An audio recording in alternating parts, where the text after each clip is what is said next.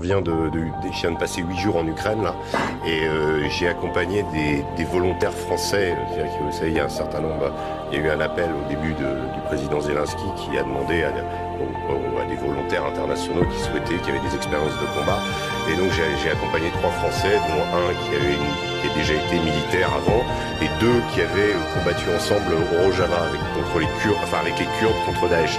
Donc des gens qui avaient des expériences militaires. J'ai passé plusieurs jours avec eux et j'ai eu la surprise, et eux aussi, de découvrir in fine que pour pouvoir aller dans l'armée ukrainienne, eh bien, c'est les Américains qui sont à la manœuvre. C'est-à-dire que nous, on a failli se faire arrêter. On a été confrontés à un Américain qui est venu nous dire « Ici, c'est moi qui commande ». C'est pas les Ukrainiens qui commandent, c'est moi qui commande. Je parle de la formation et de l'enrôlement dans l'armée ukrainienne de volontaires internationaux. Voilà. Le type m'a même donné son nom. C'est un ancien de la guerre d'Irak. J'ai fait mes vérifications. C'est un reportage qu'on peut retrouver dans le Figaro Magazine de cette semaine. J'ai été extrêmement surpris de la violence des propos de cet Américain, du fait qu'il nous a pris pour des volontaires au début. Quand il a vu qu'on était des journalistes, il nous a dit de dégager. Après, il était un peu plus... mais en l'occurrence, c'est moi qui commande. Vous enlevez les puces de vos portables, surtout les puces internationaux. On vous donnera d'autres puces, etc. Et ensuite, on signe un contrat jusqu'à la fin de la guerre. Voilà le... Il stipule quoi ce contrat ? Il stipule que vous combattez jusqu'à la fin de la guerre dans l'armée ukrainienne. Et qui est à la manœuvre ?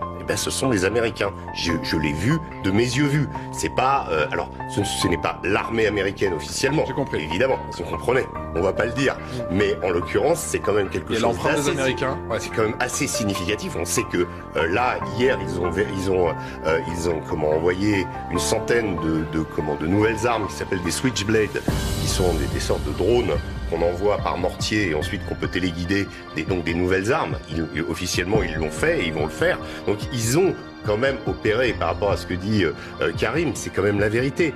Moi, j'ai eu l'impression un petit peu, quelque part, que cette guerre, au-delà de l'aspect romantique, moi j'ai l'impression d'être avec les brigades internationales et in fine, je me retrouve avec le Pentagone, quoi, en face. Donc